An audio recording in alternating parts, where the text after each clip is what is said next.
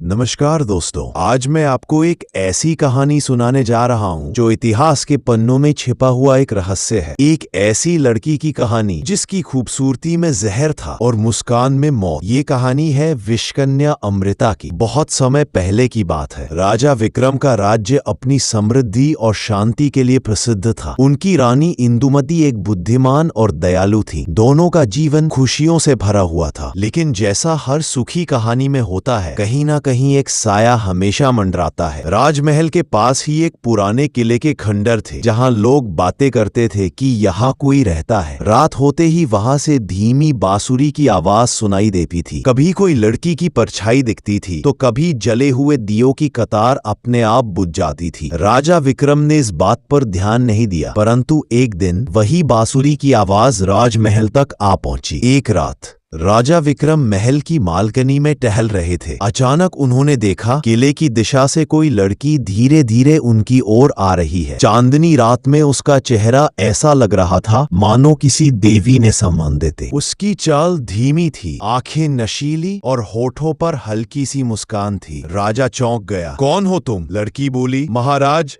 मैं अमृता हूँ। मैं अनाथ हूँ और आश्रय चाहती हूँ। राजा ने उसे देखकर कहा, तुम अकेली हो इस रात में? अमृता ने सिर झुका लिया। जी, मेरे माता पिता का कोई पता नहीं, बस आपके राज्य की सीमा तक पहुँची हूँ। कहा गया था कि यहाँ न्याय मिलता है। राजा को दया आ गई। उन्होंने उसे महल में रहने की अनुमति दे दी। अगली सुबह रानी इंदुमती को पता चला कि राजा ने एक अनजान लड़की को महल में शरण दी है। रानी मुस्कुराई। राजा तो दयालु है, पर हर चमक सोना नहीं होती। उन्होंने अमृता से मिलने का निश्चय किया। जब रानी उसके कमरे में पहुंची तो उन्होंने देखा अमृता फूलों से घिरे पलंग पर बैठी थी और वहां की हवा में एक अजीब सी महक थी। ना वो इत्र था, ना धूप, कुछ अलग, कुछ अजनबी। रानी ने धीरे से पूछा, बेटी तुम कहाँ की हो? अमृता ने शांति से उत्तर दिया, जहाँ से जीवन और मृत्यु एक साथ जन्म लेते हैं। रानी घबरा गई। उनकी आंखों में डर था। उन्हें महसूस हुआ कि इस लड़की में कुछ। उस रात राजवैद्य को बुलाया गया। रानी ने कहा, वैद्य जी, अमृता की जांच करो। मुझे लगता है कुछ तो गड़बड़ है। वैद्य ने कहा, जांच करने के लिए बस उसके स्पर्श की आवश्यकता हो। सुबह अमृता जब रसोई में आई तो गलती से उसने एक सेवक का हाथ छू लिया। क्षण भर में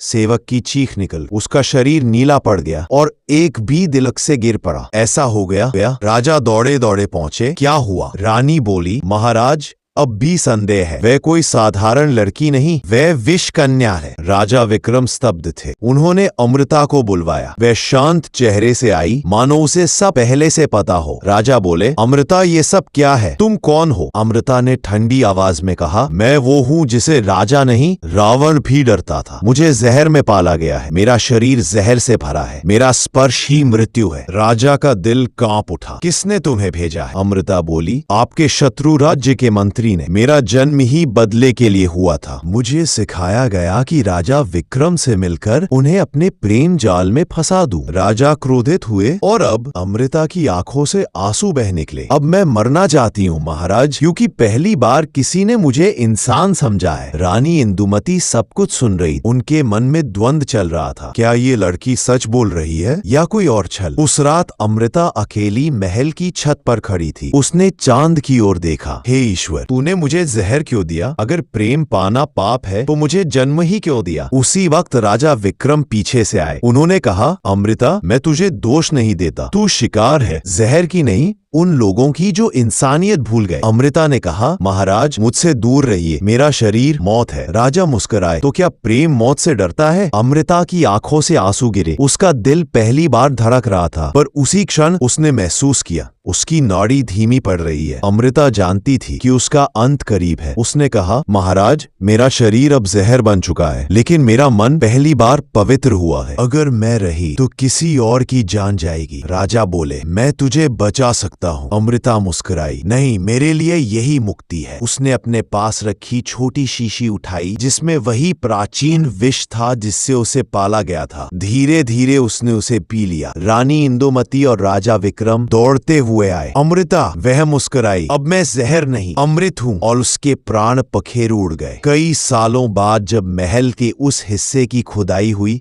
तो वहां एक पत्थर की शिला मिली जिस पर लिखा था, यहाँ सो रही है वह कन्या जिसने जहर से प्रेम बनाया और प्रेम से मृत्यु को हराया। लोग कहते हैं आज भी जब पूर्णिमा की रात होती है, महल के बाग में हल्की बांसुरी की आवाज आती है और फूलों से जहरीली महक फैल जाती है। वो संकेत होता है कि विषकन्या अमृता अब भी वहीं है जहां प्रेम और मृत्यु का संगम हुआ था। ऐसी ही और कहानियां देखने के लिए ठाकुर ब्रदर्स वाइन्स चैनल को अभी सब्सक्राइब करें।